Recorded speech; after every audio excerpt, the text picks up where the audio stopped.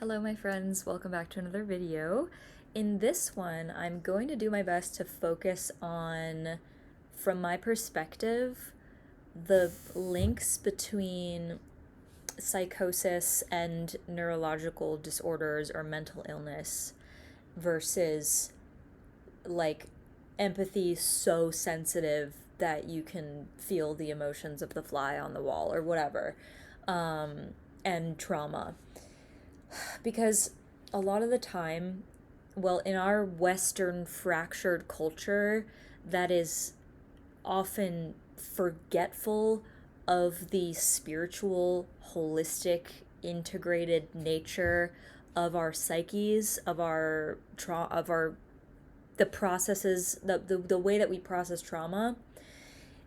There are lots of institutions, both literally, such as mental hospitals, that just try to pathologize you and put you on drugs because you perceive things others don't, or institutions of the mind, aka beliefs that are false, that are lies, such as you're crazy, or you should be dead or incapacitated because you live in a reality that most of us don't or can't perceive.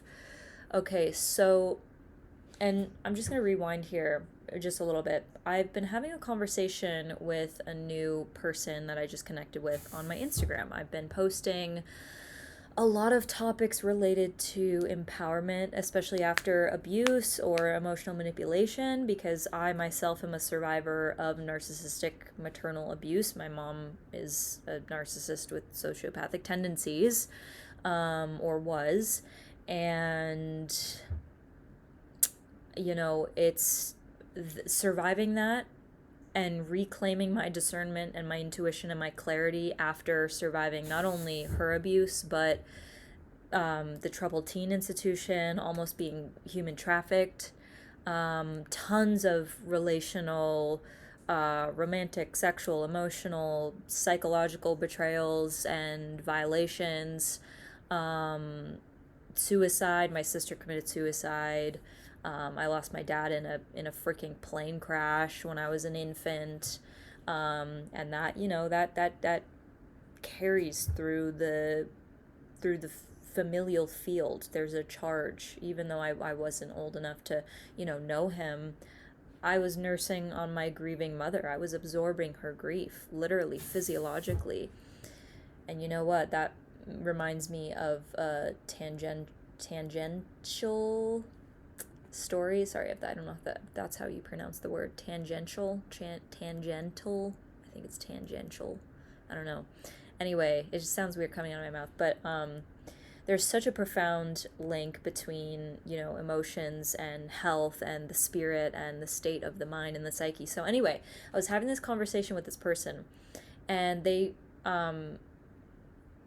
trusted me to share some of their own mental ponderings and questions around many layered topics regarding, abuse survival and, things like this.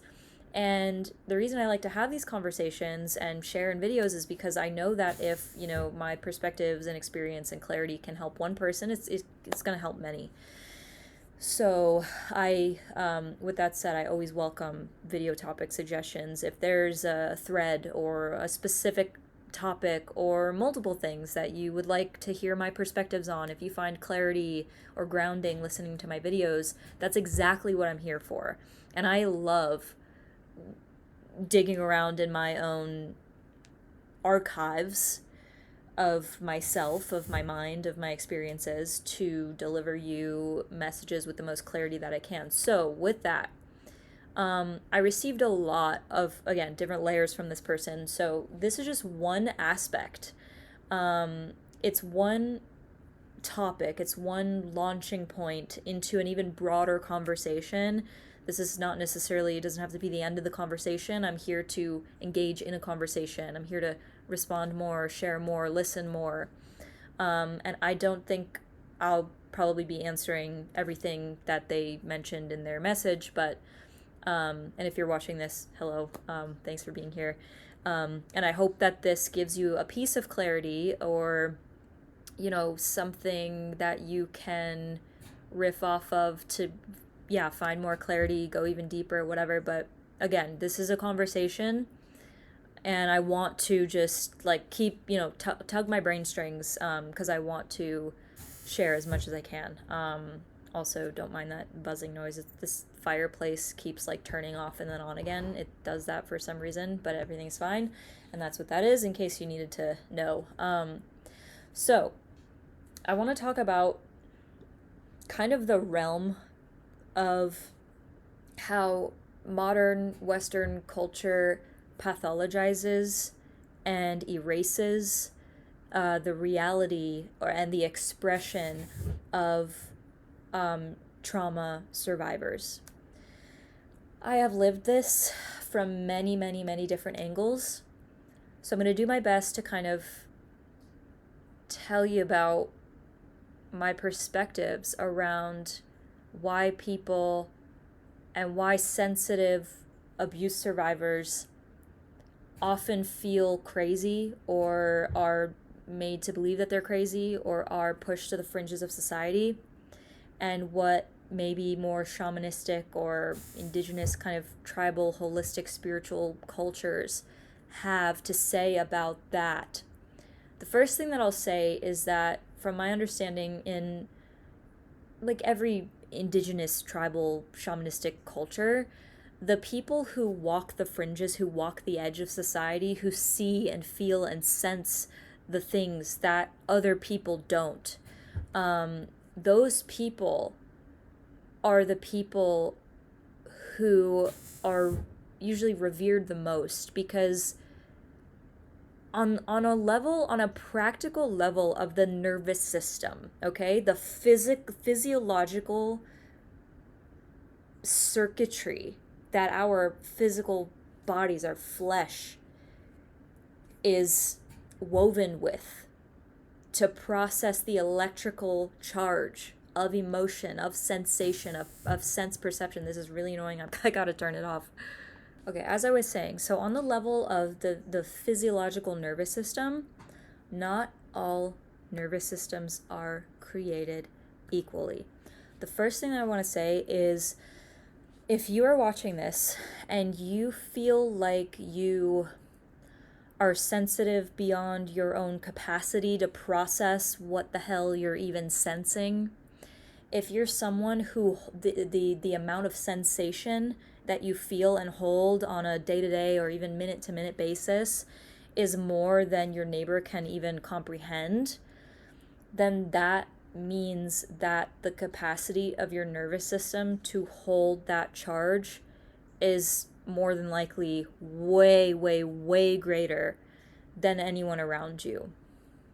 Okay? And then I'll say this. In life, there is, and if you're a sensitive person and you feel crazy half the time, or you don't understand why you're feeling what you're feeling, then you know this better than anybody else. There's a never ending sensory stimuli exchange conversation between your nervous system and the world. So that's why sometimes, I mean, I don't know, for whoever's watching this, I don't know what your unique sensitivities are. I know for me, specifically sound and light and, the people around me, if I'm feeling really sensitive, really emotionally raw, I will start to feel physical pain if I'm in a situation where it's too loud, or the energy is just too buzzy, or like bombarding me too much, or if there are people around who are just disrupting my field. When I'm in a raw state and I'm not protected and I don't feel nourished and held, then I will physically hurt. So the next thing that I'll say on this note is, and just bear with me because I'm kind of pulling thoughts from the ether. This is not like cohesive in my mind. I'm just kind of going with the flow of what I'm thinking of and hoping that it paints a picture to give you more clarity. every single nervous system, every single subconscious brain is always responding to stimuli. And I forget what this like science thing is, but it's like there's like some way to measure like how many, I don't know, how many times are like neural pathways are firing on like on a fraction of a second basis, processing information that we can't necessarily always perceive on a conscious awareness level, right? Like the back of the brain is scanning the environment constantly, and that process, that building and crafting and weaving of relationship between you and your environment is constant. And now there are some people who feel that in their bodies and in their conscious awareness, like in their conscious mind. There are people who are way more attuned to all that stuff that's happening in the background than others. And when those people, this is the gold part, okay? This is the kicker. This is the main point. When those people don't have a filtration system to discern what is to discern how to relate with all of that input, then those people will feel insane. And I think that's what psychosis is, period. I think that's what schizophrenia is. I'm saying it, okay? I have not experienced schizophrenia myself, but I have had paranormal extrasensory experiences since I was a child. I have always felt, seen, sensed, and heard spirits and other people's thoughts, other people's feelings. I am very sensory perceptive. And I also, I do psychic. This is part of the reason why one of my core passions and offerings is intuitive mentorship and intuitive, skill development, and also doing readings and, doing my aura scan readings, which I have available right now, because I can see and sense the kind of energetic patterns that are holding the fabric of the external displays of life together. Does that make sense? What I mean by that, what I just said in a very literal example, in a literal way, a literal example of what I just said is I can read someone's emotions and I can know where not to go because my spirit literally gives me a warning signal that it's dangerous over there, or I'll be disturbed if I go over there. And a literal example of this is intuitive hits that I've got. Well, there was one recent one actually when I was living in Oregon, the previous town I just left. I woke up one day and I felt this kind of urgency in my spirit, and it felt like, imagine how you would feel emotionally if you were inside your house looking out your window and you saw a tornado 500 feet away. Okay, it's not close enough to directly rip up your house, but you are bracing. You are aware of the threat, and you're taking mental note of the bunker underground that you're going to go hide in if that thing comes any closer. Okay? It's that feeling. That somatic feeling. And when I say somatic feeling, what does that mean? That means the soma is the flesh, the physical body. And when we talk about somatics, we talk about the physical kind of dynamics of how emotions play in the body and how certain trauma memories behave, physically. For example, fear. What does fear do? You get a dry mouth. Your muscles kind of get hot. You get like a flush of either hot or cold because that's your body signaling to you that, or that's your, emotional awareness or your trauma, your fear signaling to your body, hey, I'm going to pump all of our blood to the surface, to our muscles, in case we need to run for our lives, because the muscles need to be warm. They need to be filled with blood, filled with oxygen, in case they need to dash at any second. Because think about how impossible it is to just get up and run when you're like half asleep, like digesting a heavy meal. Like when you're in that parasympathetic mode, rest and digest, and your body is, processing a meal, all the blood, all the energy is deep. It's deep in the guts, it's in the intestines, in the stomach, whatever. And it's processing stuff out there, so the mind kind of calms down a little bit, and the muscles, they relax.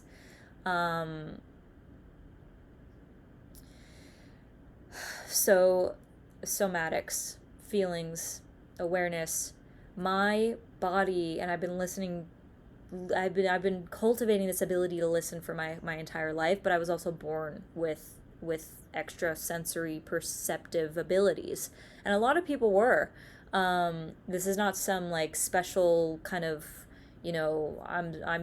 I'm so rare kind of thing. I mean, I think it's, I think I am special, but not in a way that's really exclusive to what humans are both capable of and already possessing.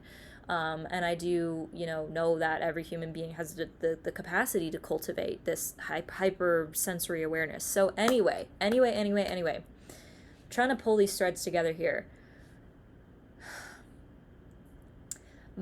So in my life, I have spent years discerning my emotions from my trauma, from my intuition, and I have tools that I can share on how to do this. But that's a different topic, that's a different video.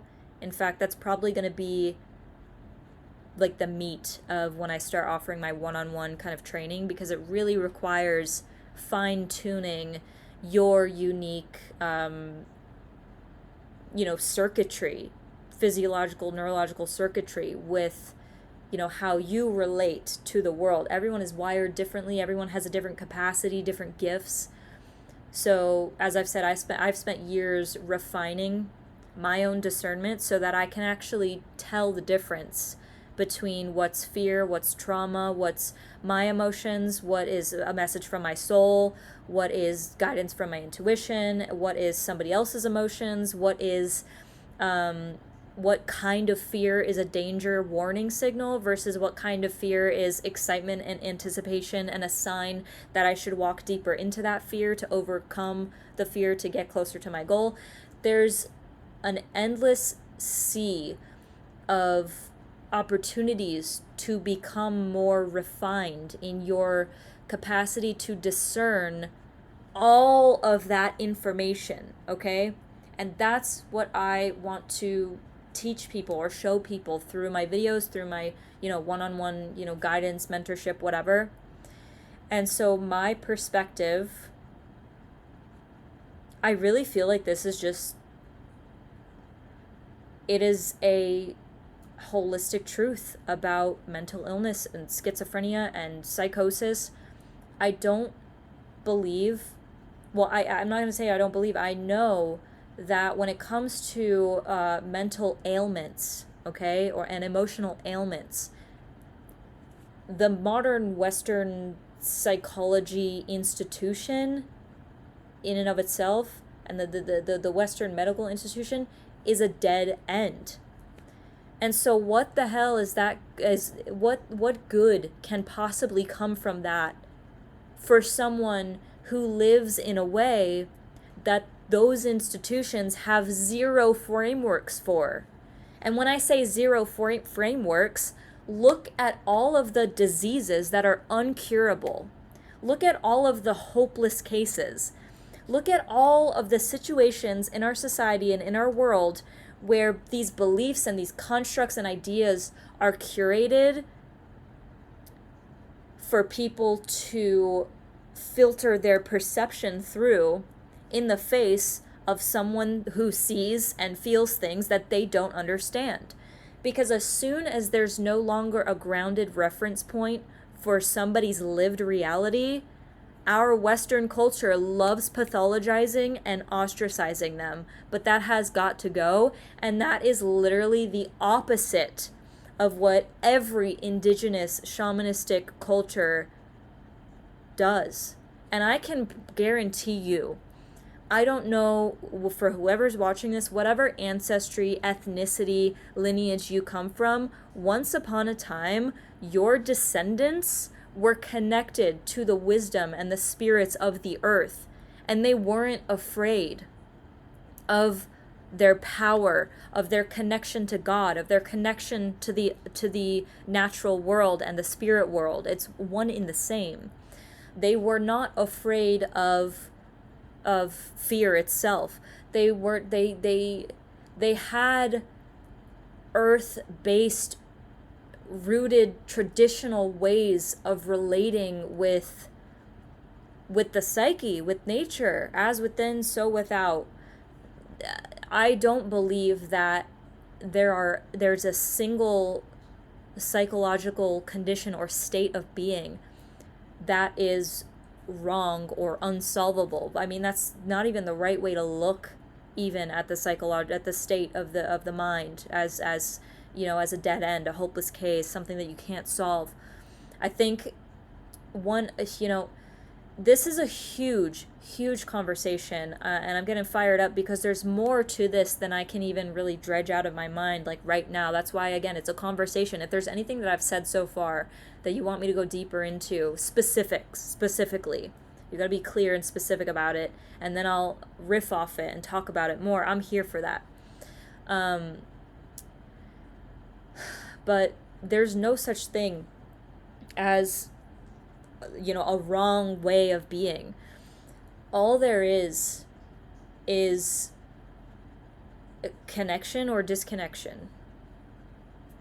That's it. There's either a relationship or there's no relationship. And where there's no relationship, there's no room for truth or clarity. And so if you find yourself in a world, oh my God, this is a big one. If you find yourself living in a reality, living in a world where, what did I even just say?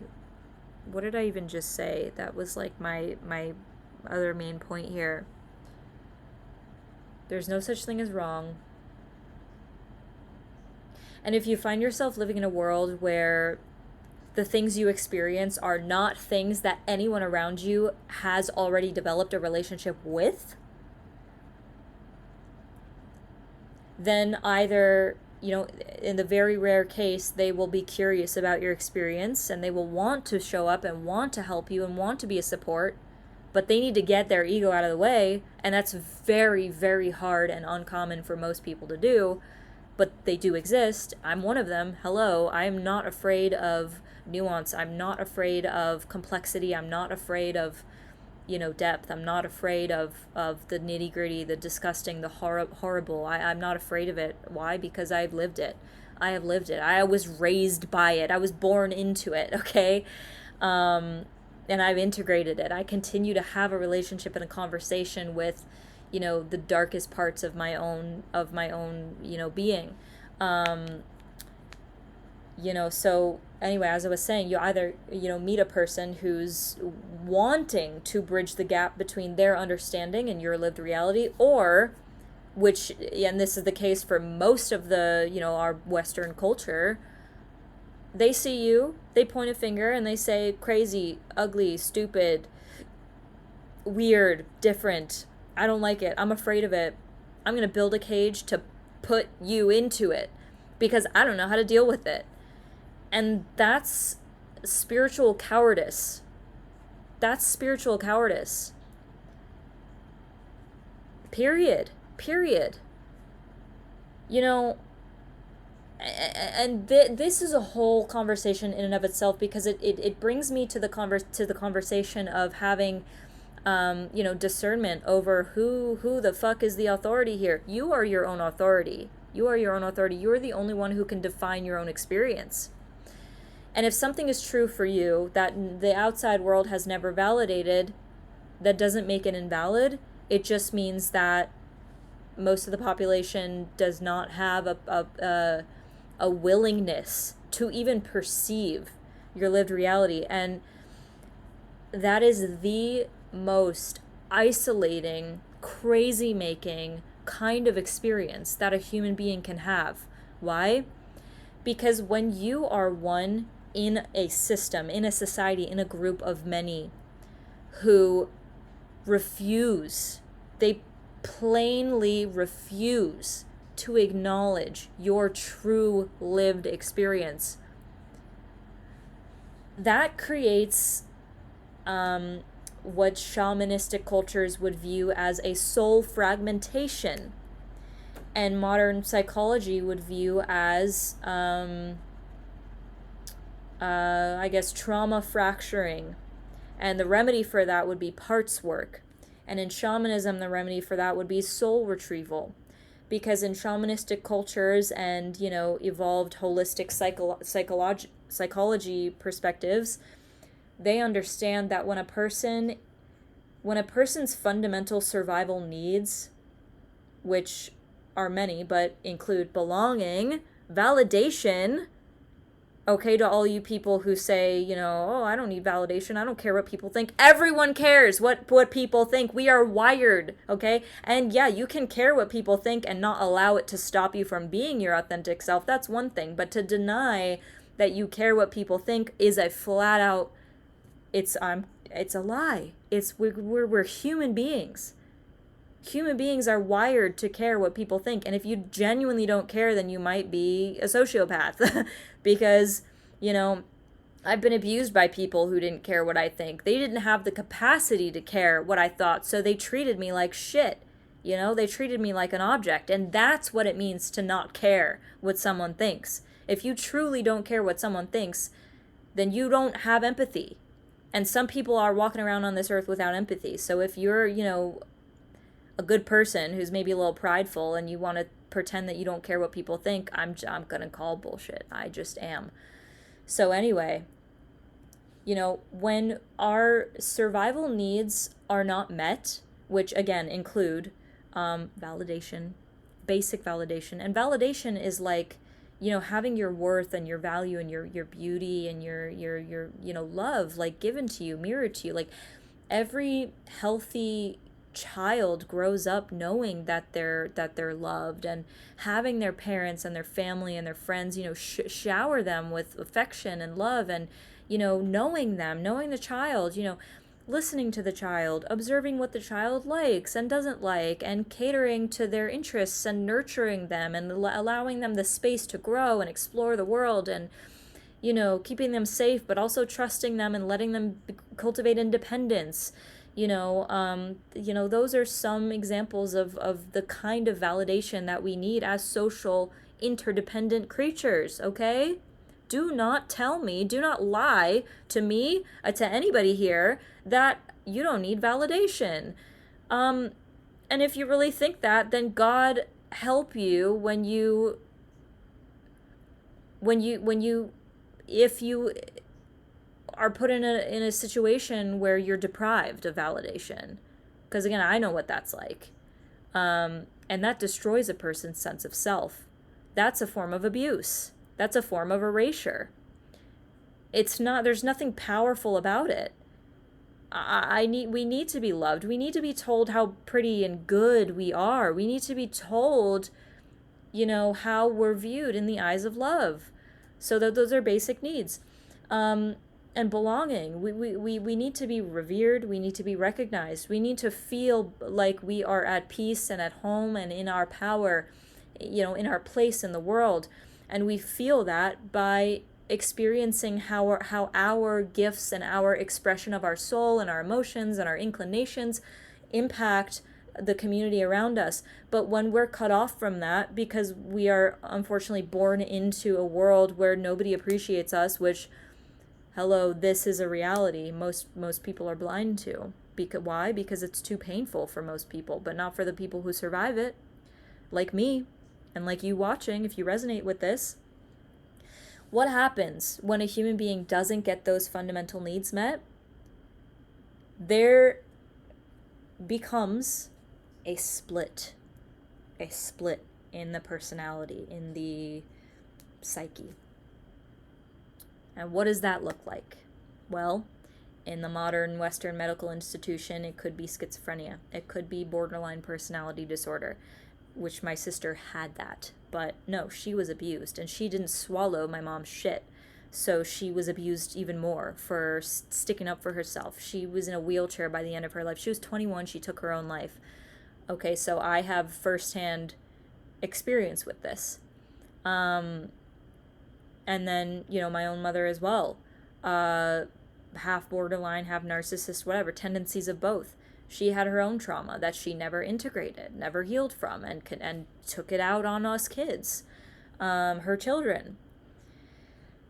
So that's how the, Western medical institution might frame that psychological split. And that's all they see. They stop there. They stop at symptoms, which is the problem. And if you think that you're crazy, or you're being told that you're crazy, or you're being prescribed drugs or, remedies to like heal yourself, or being told like you're mentally ill and I'm going to put you in this box, like, fuck that. Literally fuck that. Okay? That is the wrong thing ever, because it's prescriptive, it's superficial, it's removed, it's not holistic. It is dead.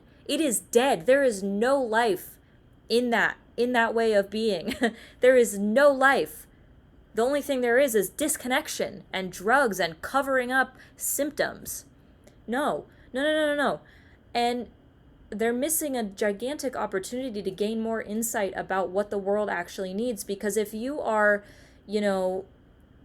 lucky enough to still be alive, and not that you're lucky to have been abused and survived abuse, but your average Joe would have died if they went through what you went through, and you genuinely experience what other people call psychosis, but for you it's, you know that it's not, but you're living in a world where everybody else projects that onto you. And you're afraid to even be seen, or you're afraid to even express yourself because people are going to pathologize you for it. I've been there. And so have lots and lots and lots of our ancestors who, for example, the witch wound is like a classic stereotypical example of this, where, a witch, witches had an intuitive relationship with the spirits of plants and herbs, and, they were healers, and they could talk to plants and heal people with plants. I talk to plants. I consider myself a medical intuitive.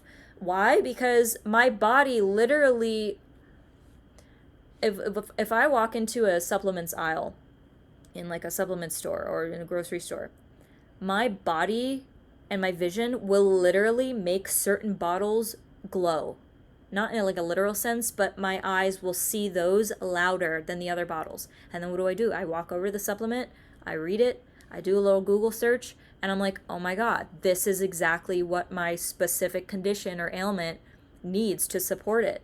For example, before I started my parasite cleanse, which, by the way, parasites literally nearly took my life, and that's a whole separate conversation. I have some videos on that in my channel.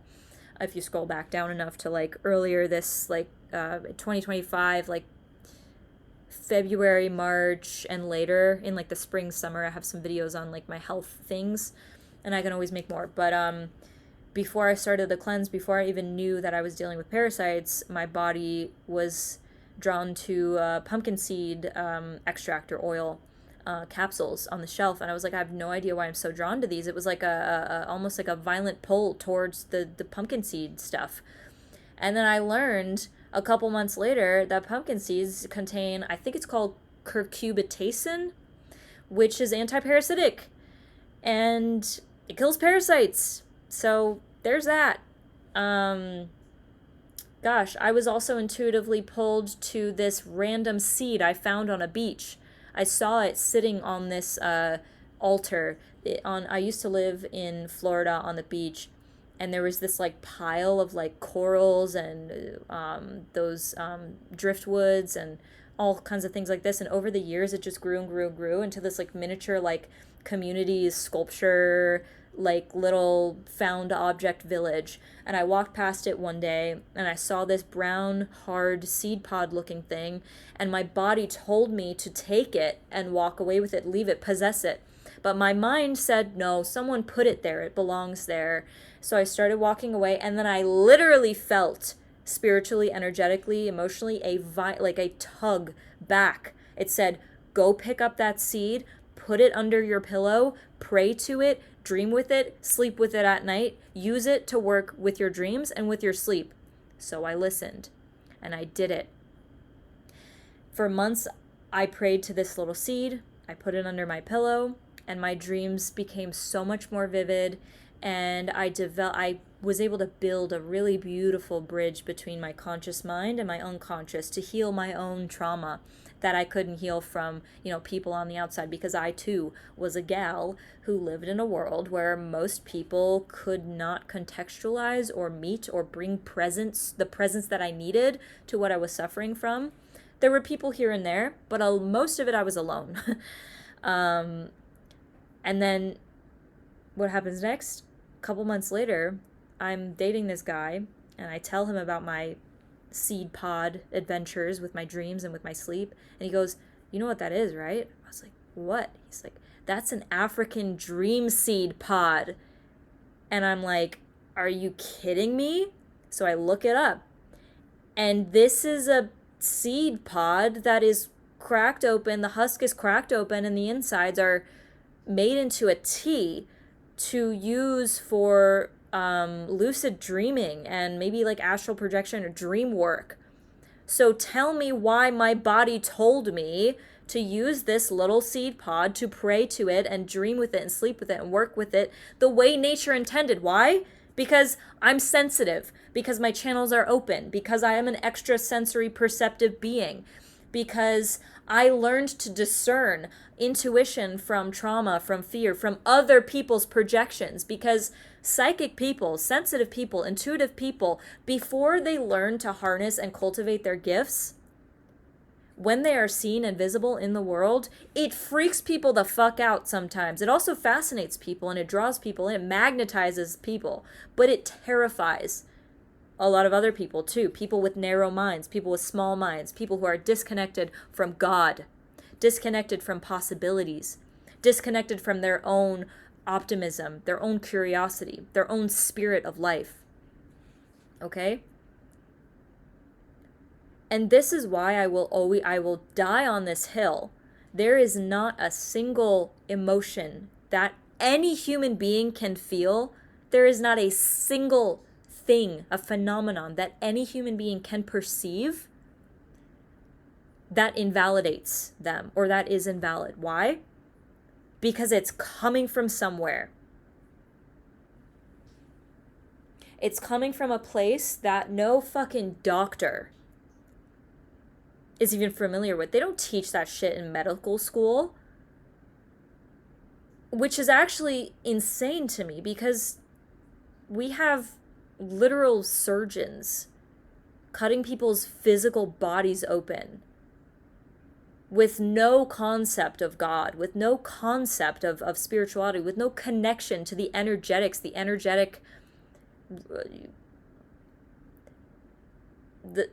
information that's everywhere all the time. And psychologists, okay? Credentials don't mean shit. I don't give a shit how many years you studied in school. Like, congratulations to you. But that is not the material that I care for, that I even can use to discern what kind of person you are. I can feel you when you step into the room. I don't care about your credentials. They in other words, I think it's, great to study, great to learn. Education, knowledge is amazing and beautiful. But when it comes to the kind of authority that, medical doctors think they have over your life, credentials are not a measure of authority. Presence is, relationship is. Your ability to be present with what you don't understand is. Your ability to be present in the face of fear is.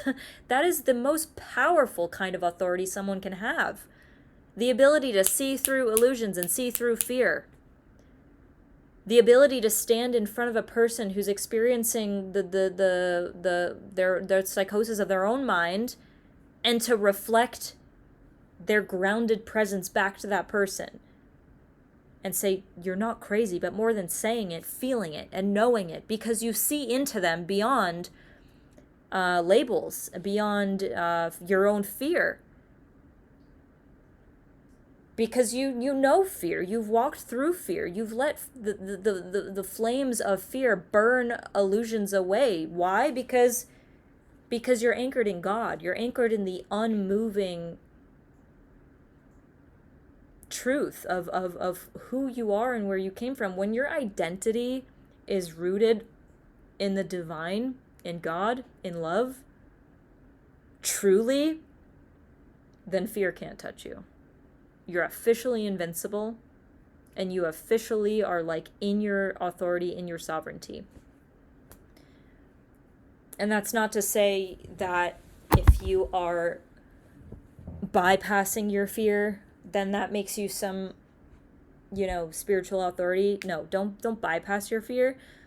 Learn how to have a relationship with it. Learn where you stand in relationship to the fear. That's mastery. That's mastery. And that's not something that a psychologist can study. That's not something that a psychologist who is afraid of fucking sadness has any authority over you if they try to, diagnose you with insanity. They're insane, actually. The true insanity is a disconnection from God. That's the true insanity. And when I say God, I know that a lot of people have experienced religious trauma and have had the word God weaponized against them. So I'll clarify, and I will say, when I say the word God, I mean the field of unconditional love and clarity. That's God to me. But you don't need to use the word God. But it's a relationship with that kind of state. And that is what I put my faith in. That's what I trust. That's what I lean on. And I see myself, and every human being, actually, as created in that image of divine love, unconditional love. But for the humans who don't believe it, that's the true disease. It's disconnection from possibilities, from love. So let me go back to the psychosis conversation. You're not psychotic. You're not psychotic, especially if you have the conscience enough to even question, who am I? How am I? Why am I here? Why am I, if you have the capacity to self-reflect, you're not psychotic. You haven't lost yourself. And even if you've lost yourself, no, you haven't. I don't believe in dead ends. I do not believe in dead ends. Why? Because I believe in God. Because I believe in unconditional love. I believe in the power of prayer. I don't believe in it. I know it because it's real. I've lived it. I've experienced it. So all I'm saying with all that is, with all the spiritual talk, is that I see your fear, whoever's watching this, and I want to reflect the grounded truth that, first of all, your fear is a gorgeous, psychological, human, ego-based mechanism to keep you alive. That's what your fear is. Your fear is not you. It's something that was designed by God to keep you alive. And the fact that it's even on was proof to your vitality. It's a testament to the strength, the resilience of your spirit, without you even trying. There's so many layers to this issue that it never ends. This is just one speck of dust in the conversation of psychosis and spirituality, and healing from abuse, psychologically, spiritually, mentally. So, yeah.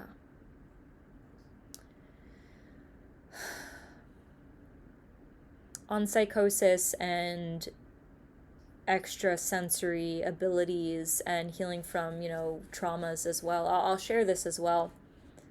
when I was younger, I used to see demons. I had what, again, the modern medical institution would call hypnagogic and hypnopompic hallucinations, aka hallucinations upon waking and upon falling asleep. Hypnagogic, hypnopompic, I forget which is which, waking and falling asleep. But it's in that in-between stage. And I would also have sleep paralysis, which spiritually is known as out-of-body experiences or astral travel. I used to do that when I was a child. And I can already hear like the scientist, non-spiritual people invalidating and dismissing my experience. And you know what I have to say about that in advance is I'm not here to convince anyone that this is real. I'm speaking my experience. And you can either humble yourself, sit down and learn something from me or from the next person to tell you that, they had an out-of-body experience or whatever it is. Or you can kindly walk the fuck away if you don't have the humility and the generosity to want to understand someone's experience. Even if you think it's bullshit, if that's all you have to show, then your presence is better served away, okay? So it's like I feel like I can talk about these things now because I know my authority, and I'm not here to prove what I can see to anyone because I know it in myself. And I have people in my life who can validate, who do care about, my experiences, who do really appreciate and respect who I am and where I come from. But I'm telling you, there's always going to be people who want to invalidate your experiences or dismiss them. So when you begin to deepen your relationship with your own psychic sensitivities, abilities, gifts, I just want to caution you to, one, validate yourself no matter what. And if the only way you can do that is by writing it down in a journal or talking to yourself out loud in the shower, in the car, wherever, and saying, I saw a demon last night. I had this dream. I had this experience. I traveled to outer space in my dream. It really happened. If that happened for you, then that's great. But be careful, and I would advise you, don't try to prove yourself to anyone who doesn't want to hear you or want to listen. Because that's going to, reinforce this internalized fight between your valid lived reality and these projections that you're trying so delicately to recover from. And it's really easy to fall into that trap. I mean, I know from my own experience to defend myself or try to prove myself.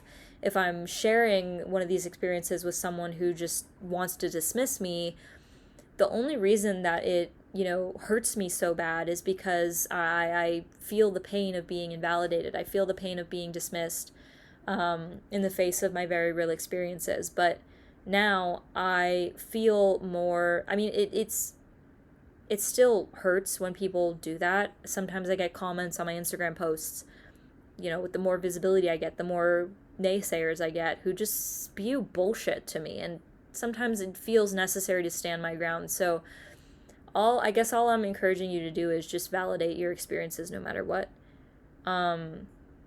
If you feel it, it's real. And then one way to maybe help you ground what you're living is to, look up stories of other people who experience the same thing. So maybe you can develop a language to give you the frameworks for what you're living. So anyway, I'm going to rewind. I'm going to tell you about when I was a child and I used to see demons, which there are many different perspectives of what I mean when I say a demon. The very essence of a demon is a projection. It's a projection of the deepest fears. That's all it is. And every indigenous tribal culture and religion has a frameworks for this. There's demons in Christianity. There's demons in Tibetan Buddhism. I don't actually know about Judaism. I don't know if Judaism believes in demons. But Judaism has the concept of Yetzer Hara, which is evil inclination, which can manifest psychologically and emotionally, spiritually, as, apparitions, demonic appearances. So it's kind of tricky to explain some of this stuff because the language is language for these deeper spiritual things are just placeholders, and depending on the perspective or the culture that you come from, a certain word like demon or projection might trigger a different emotional experience in your brain when you hear that word. So I really, really, really try my best to be crystal clear about what I mean when I use these words like demon, so I can define it. And so from my experience, these demons were projections of my internalized trauma and my ancestral trauma. And so when I was younger and my mom was abusing me and I was in this relationship with a guy who was trying to traffic me, and I was like 16 years old, I was so emotionally desolate inside. I had grown up, 16 years, my whole life, without getting a single emotional need met consistently, safely. And that created a psychological fracture, a split so deep, which, again, modern psychology would view as borderline personality or psychosis, or, you're just having visions or whatever the fuck. But it's like, no, actually, that's what the brain does when the psyche is so traumatized that it's not safe for the full expression of the soul to inhabit the body. Because what is the soul? The soul is love. The soul just wants to express its love through art, singing, creativity, hugging, connection, sharing. But what happens when the soul is driving a physical body that was born into an abusive cult or abusive circumstances? The body is unsafe to express the love of the soul. So then what happens? This is where shamanistic perspectives come in. The soul splits. A piece of the soul leaves the body. And where the love and light of the soul, the God created the souls, okay? Let's really get this right now. God created our souls in the image of divinity, love, and light. So when the body and the flesh is not safe to express the love of the soul leaves the body to make the body's experience more easy, because it's more painful to have a soul that can't express its love than it is to be disconnected and disassociated and living in fear. That's how we're wired to survive. So the soul breaks off, and this is called fragmentation. This is called, what is it? I said it earlier. Soul fracture. Split, and again, in the modern medical whatever, this is seen as an illness. And the human survival mechanisms of the person who can't express the love of their soul in their abusive household, that's the only thing that's seen. That's isolated, and that's covered up with medications that numb the person even more, so they shut the fuck up. But the big pharma institutions and these fucking doctors who think they're helping, but they're ignoring that this person is a victim of their environment, of their society. They're literally dying. Their soul is dying. It's going away. I mean, the soul can never die, but it's like the body rots without the soul. And when you're in this situation where your soul is out here, you start to get sick. Your immunity doesn't function the same way. You develop hives, you develop illness, you develop injuries, you become more susceptible to being abused, more bad things happen to you. Not because of anything that you did, not because of anything that's wrong with you. And the reason why the, medical institutions reduce your experience to symptoms is because the change systemically that is needed to create safety to bring that soul back into your body is monumental. And it's something that people can't even fathom. We're so disconnected as a humanity right now in this way, where it's like it's nearly impossible to mend a broken family unit. And so in my case, I resorted to estrangement, and I almost died. Earlier this year, or earlier in 2025, because of what the abuse did to my body. And I had to leave behind my entire family. I blocked them all. because they saw what I was going through and they left me for dead. They didn't help me. They didn't show up to support me the way that a family is supposed to. And same thing with my friends, my friends. When I was physically disabled, I was bedridden for a few weeks. I couldn't stand without feeling like I was going to faint, and I couldn't move half the day for most days in the first few months. But I still showed up in good faith, and I still made videos like this on YouTube. Again, you can watch them in like January, February of 2025. That's when I started to, go through all this. So just watch it. See how my energy is different from then to now. I'm filled with so much more fire now and aliveness because my soul was hanging outside my body. Part of my soul was hanging outside my body when I was going through that shit. I was surviving. I was being abused while I was healing my physical body that was dying.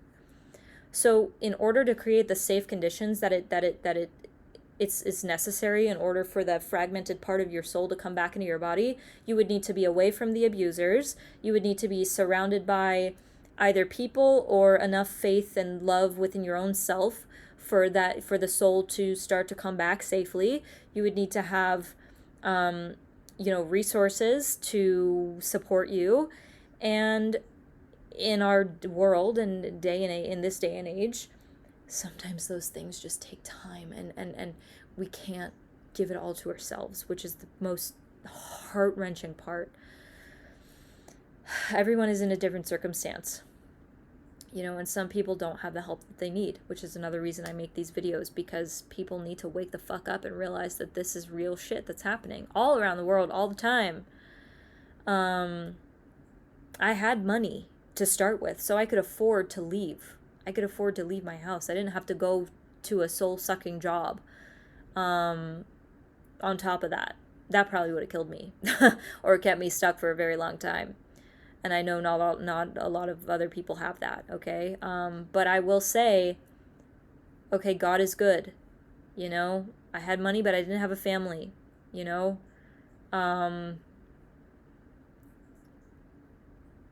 I am just very, very lucky that I got out of what I was going through, and I wish, I know that I can't, pay every person who's watching this to go catch a plane and fly across the country and go escape to a nice place all to themselves. I wish I could do that, and you know what? It's a dream. One day I do want to pay for people's recovery. I do want to financially support people to escape from abuse. That is one of my dreams. I want to create safe housing. I want to create freedom through finances for people who can't afford it and who are trying to escape abusive situations. I don't know how it's going to happen, but it's a dream because I have a heart for these people. But anyway,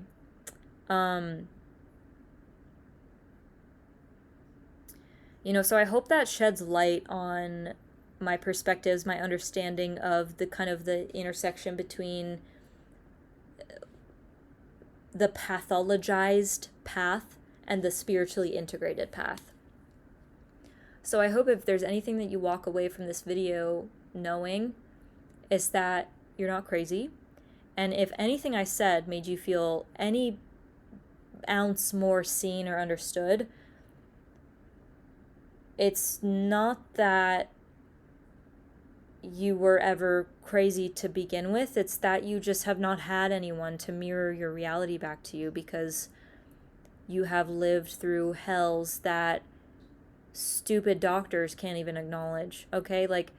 And I know how, if this video resonates with you, it's more than likely you've had this experience where you try to talk to a friend or a teacher or a doctor or someone who positions themselves in society with that credential, here we go again, as someone who can help you. But then when you open up, they treat you like less than what you are, less than who you are.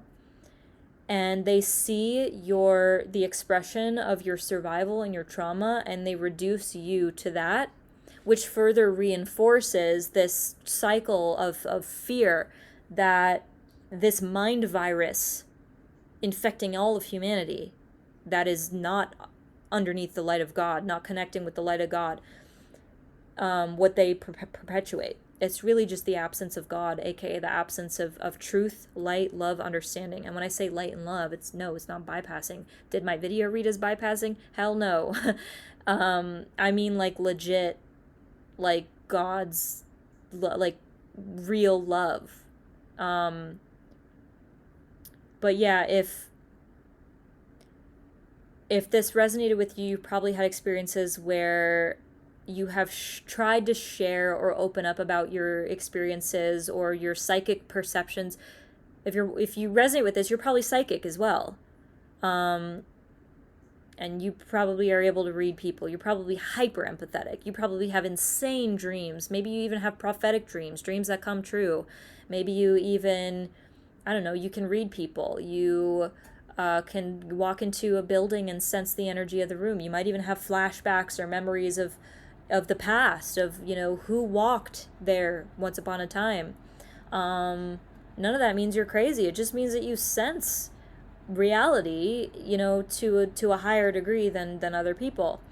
And when that's blended with, you know, trauma and survival, it's like you're this kind of special blend of a person where you do trust the good. You know that love and kindness and softness exists because that's the nature of your soul and your heart. However, every time you try to share that with someone, they've exploited you or taken advantage of you. And that is a cycle that you will break. You will break. It will be broken over your life. And what was I going to say?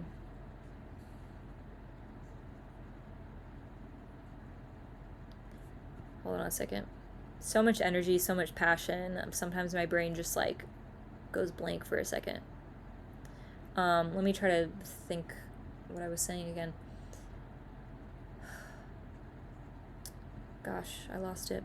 I remembered. Okay, so if you've been pathologized or dismissed or diluted by every, you know, authority poser that you've ever tried to seek advice or perspective or insights from, it's because they don't have a relationship with the reality that you live. Basically, I feel like I'm just saying the same exact thing from many different angles throughout this whole video. But this is an important layer. I don't think this is exactly what I was going to say, but it's like, again, this is a conversation. It's hard to have a one-sided conversation. But I'm doing my best here. But when you kind of grow up in the world where no one's able to receive or validate or reflect or mirror your exact reality and give you a framework and a language for it, it can create this layer of conditioning in you that your body actually adapts to in order to keep your soul separate from your physical body to protect you. Because if that part of your soul coming back into your body meant expressing those your gifts, right? These are gifts. Sensitivity is a profound gift that the world actually needs more than anything, more than ever right now. Like, you're such a gem if you're a sensitive person who hasn't shut down your feeling. Even if, you know, it's not safe for you to express that sensitivity outwardly, it's a gift that you possess it. So when that happens, it creates these lies that we sometimes internalize. And everyone has their own relationship to that, right? But some examples might be like, it's not safe to perceive what I perceive. So I'm going to generate fear in response to my psychic abilities. That's a very, very common one. A lot of people are afraid of their psychic perceptions because they can't be explained by the world around them. So the world around them creates fear. And then these stupid Hollywood movies come out. I saw a trailer for this movie that was like about the tarot, and it was like a horror movie, and I'm like, why the fuck are people painting, you know, divination and archetypes and symbols? And it's a spiritual language, is the tarot. You know, I play with tarot cards sometimes. I don't idolize them, I don't worship them, but it's fun. It's fun, and it's an art form. It's a form of pattern. It's another vehicle for pattern recognition. But then here comes this dumbass movie that's like unconsciously injecting society with fear around the magic that can be done using tarot reading. I've done tarot readings for people before, and I've changed their lives. I've made people cry and heal and have revelations and feel peace afterwards, you know. I mean, that doesn't really have anything to do with tarot. The tarot is an ally, it's a support, it's a fun additional tool, it's a creative tool. It's a pattern recognition and expression tool. It's not an idol. It's not God. God can never replace, nothing can replace God. But this whole world is built to revere the beauty of life and God. I can look around the room and name any object, the refrigerator. Like, what a miracle that this magic little cold box is there to store the food that I eat. I can keep all this food in my room and not leave for a few days because the refrigerator is there, and it's designed to keep harmful, toxic bacteria from growing all over the food that I can use to sustain myself. And because of this fridge, I have sustenance, I have safety, I have access to a kind of freedom. And all those values, those are all reflections of God. You can look around in the mundane world at a wall, a piece of art, a television, a dresser, a garbage can, a cat scratcher, and find any reason to connect it back to the glory of God, the existence of God. The same thing is with the tarot cards. And again, it all depends on your relationship. And a lot of fucking, you know, indoctrinated religious people demonize, you know, spiritualists or people who use tarot cards, but it depends on your relationship. So anyway, yeah, if you haven't found people, communities, situations that give you a framework or a language for what you're experiencing, that's more than I can really answer. I want to give you a framework as best I can with my experiences. So if there's any specific things like tarot or, you know, dream work or, I don't know, meditation, like whatever it is that you resonate with, then I would recommend either, you know, making a comment and asking, you know, hey, can you talk more about this topic and how this or this or this manifests for you, how this shows up for you, you know, what your relationship is like with this spiritual practice or this one, or, you know, how doing this thing affects this emotion in you or whatever. Or just like Googling or researching or finding, you know, communities or groups who talk about these kinds of things or practice these kinds of things, so you can start to, you know, pick and choose how you want to craft your own relationship with reality. And that's a massive, massive, tall task.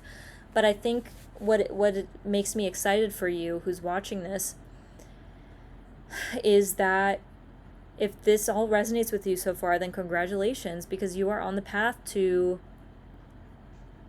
becoming even more grounded and more at peace than ever, you know, to true freedom in your soul. And it's kind of never ending, but there's so much support and love for you in this world. Just because you haven't been shown what you need yet, beyond this video, doesn't mean that you know, you need to be afraid. So anyway, I hope that this was helpful in any way. And one more time, please leave a comment. Please send me a message. Instagram at Rustic Peach, or here. Send me a message, leave a comment. If you want to further the conversation, if you want me to talk about more stuff, I'm here to serve. I'm here to help. If you couldn't tell. And with that, I'm just sending you so much.